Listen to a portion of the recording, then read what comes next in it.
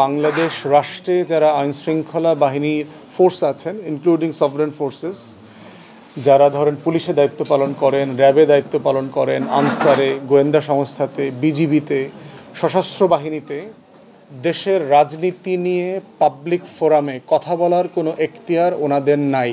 Full stop. বাংলাদেশের ইতিহাসের সবচেয়ে ম্যান্ডেটওয়ালা সরকার হচ্ছে এই সরকার, যে সক্রিয় প্রত্যেকটা রাজনৈতিক দল যেই সরকারকে অনুমোদন দিয়েছে, সম্মতি দিয়েছে শাসন করবার জন্য। প্রথমে হচ্ছে যে আপনারা গত কয়েকদিন থেকে একটা গুঞ্জন ঢাকাতে শুনেছেন, দেখতে পাচ্ছেন সামাজিক যোগাযোগ মাধ্যমে, যে অন্তর্বর্তীকালীন সরকারের প্রধান উনি পদত্যাগ করবেন, করছেন, করতে পারেন, এইরকম একটা গুঞ্জন চলছে। এবং এর কয়েকদিন আগে আপনারা দেখলেন যে জাতীয় নিরাপত্তা উপদেষ্টা, পররাষ্ট্র স্বরাষ্ট্র উপদেষ্টা এবং তিন বাহিনী প্রধানের সাথে অন্তর্বর্তীকালীন সরকারের প্রধান প্রফেসর ইউনূসের একটা মিটিংও হয়েছে। মিটিং হবার আবার 1-2 দিন পরে অফিসার্স অ্যাড্রেস ছিল, সেখানে প্রধান সেনাপতির বরাতে বেশ কিছু বক্তব্য আপনার সামাজিক যোগাযোগ মাধ্যমে এসছে, যে উনি কী বলেছেন তার অফিসারদের উদ্দেশ্যে। এটার কোনো অফিসিয়াল স্টেটমেন্ট আইএসপিআরের থেকে দেওয়া হয় নাই।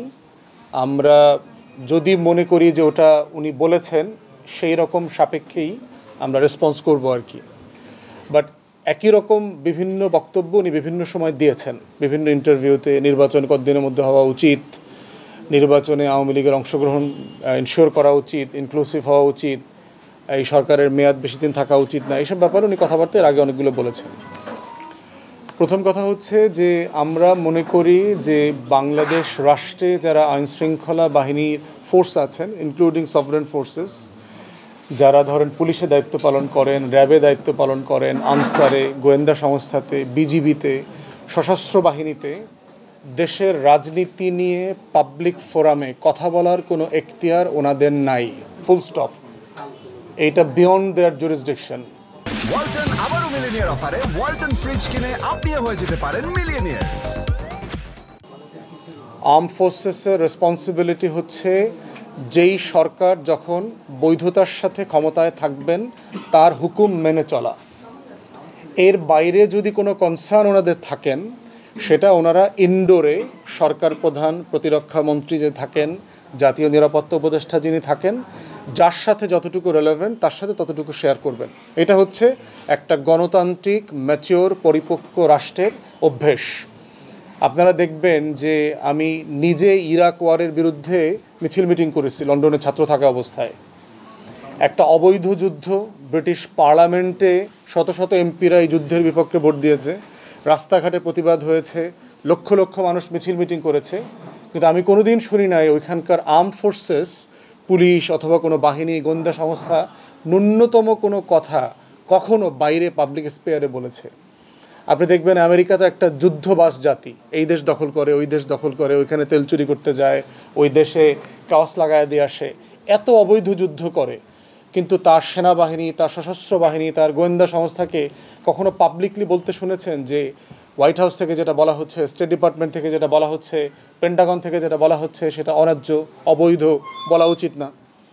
অতএব যদি সত্যি সত্যি এই কথাগুলো সামাজিক যোগাযোগ মাধ্যমে যেগুলো এসছে উনি অ্যাড্রেসে বলে থাকেন, উনি এখতিয়ার বহির্ভূত কাজ করেছেন, এবং অন্তর্বর্তীকালীন সরকারকে চ্যালেঞ্জ করাটা হচ্ছে একটা মিলিটারি কুয়ের সামিল, যেটা করবার ন্যূনতম কোনো অধিকার, এখতিয়ার 24-এর গণ অভ্যুত্থান ওনাকে দেয় নাই, কাউকে দেয় নাই বাংলাদেশে। এবং উনি বিভিন্ন বক্তব্যে বলেছেন যে আমি অভিভাবকহীন। আপনার অভিভাবকহীনতার প্রশ্ন আসতেছে কোত্থেকে? দেশে তো সংবিধান সাসপেন্ড হয়নি এখনও, দেশে অন্তর্বর্তীকালীন সরকার আছে। উনি বলছেন যে এই সরকারের ম্যান্ডেট নাই, তো চট্টগ্রাম বন্দর, এইটা সেইটা, এগুলো নির্বাচিত সরকারকে করতে হবে। ম্যান্ডেটের প্রশ্ন আলোচনা করবার জন্য উনি কে? ম্যান্ডেট আলোচনা করবে পলিটিক্যাল পার্টিস, ম্যান্ডেট আলোচনা করবে সাধারণ মানুষ, ম্যান্ডেট আলোচনা করবে। আর ম্যান্ডেট নাই মানে কি? গণ অভ্যুত্থান ইটসেলফ একটা ম্যান্ডেট। যা বাংলাদেশের ইতিহাসের সবচেয়ে ম্যান্ডেটওয়ালা সরকার হচ্ছে এই সরকার, যে সক্রিয় প্রত্যেকটা রাজনৈতিক দল যেই সরকারকে অনুমোদন দিয়েছে, সম্মতি দিয়েছে শাসন করবার জন্য।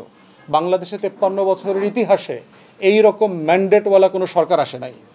সেই সরকারকে সে বলছে সরকারের নাকি ম্যান্ডেট নাই। আপনি কথাগুলো বলেন কোত্থেকে, পান কোথায়?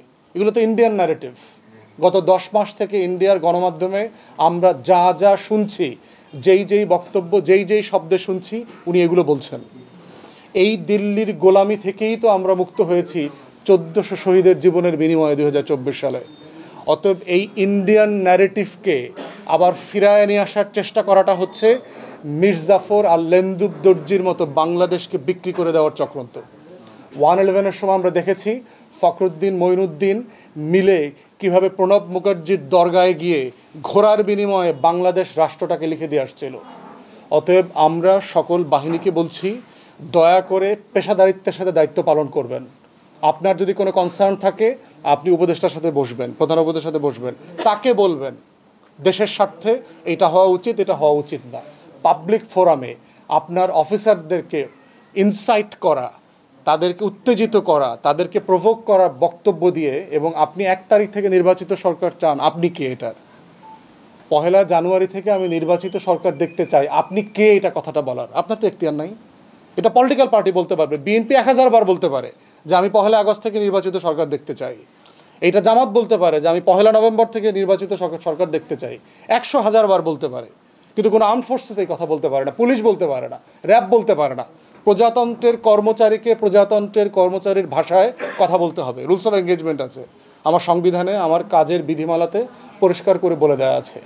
অতএব সেই জায়গাতে আমরা বারবার বলছি, এবং আমরা ইন্ডিয়ান মিডিয়াতেও দেখতে পাচ্ছি যেই শব্দে বলছে। দেখবেন ইন্ডিয়ান মিডিয়াতে পড়লাম যে জাতীয় নিরাপত্তা উপদেষ্টা দ্বৈত নাগরিক হবার কারণে আমাদের সশস্ত্র বাহিনী তার সাথে কাজ করতে রাজি হচ্ছে না, নিরাপত্তা বিষয়ে কোনো বিষয় তার সাথে শেয়ার করতে রাজি হচ্ছে না।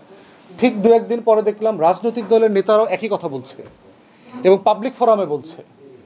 তাহলে এটা কার বক্তব্য, কে বলছে? আবার একই বক্তব্য কয়েকদিন পরে সেনাপ্রধান বলছে। তাহলে কি আমরা পুরো দিল্লির ছকে আবার বাংলাদেশকে বিক্রি করে দেওয়ার চক্রান্ত দেখতে পাচ্ছি? বাংলাদেশে 1400 শহীদের বিনিময়ে যে বাংলাদেশ 24-এ এসছে, আমাদের পরিষ্কার বক্তব্য হচ্ছে এই বাংলাদেশ সিকিম হবে না, ভুটান হবে না, কোনো সুযোগ নাই। অতএব বাংলাদেশের লক্ষ লক্ষ জুনিয়র অফিসার, জওয়ান, সিপাহী, যারা অবসরপ্রাপ্ত দেশপ্রেমিক কর্মকর্তারা আছেন, তারা সবাই যেভাবে স্ট্যান্ড নিয়েছিলেন গণ অভ্যুত্থানের পক্ষে, ঠিক ওই বাংলাদেশটাই চলবে, চলমান থাকবে। আমাদের বক্তব্য সিম্পলি পেশাদারিত্বের বক্তব্য। আমরা আপনাদের কাছ থেকে পেশাদারিত্বের আচরণ চাই।